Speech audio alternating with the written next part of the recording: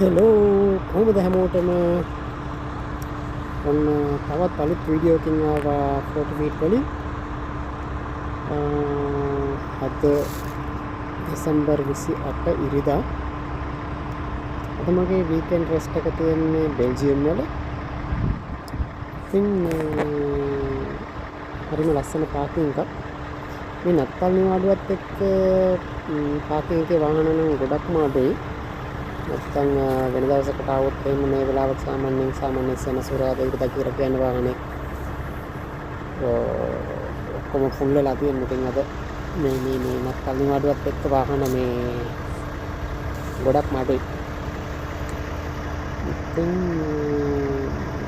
that's my boy. කොමාරි හරිම ලස්සන පරිසරයක් මේ වෙලාවේ නම් තියෙන්නේ මේ සීතල කාලේ ඉතින් හරි ලස්සනයි යවට පරිසරයක් ගත්තාම බෙල්ජියම් වලම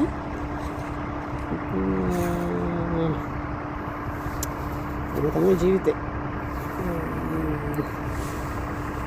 මේ සතියේ මගේ පැය 45 රෙස්ට් එක තියෙන්නේ සමුද හවස් වෙනකම් මෙතන තමයි ඉන්න වෙන්නේ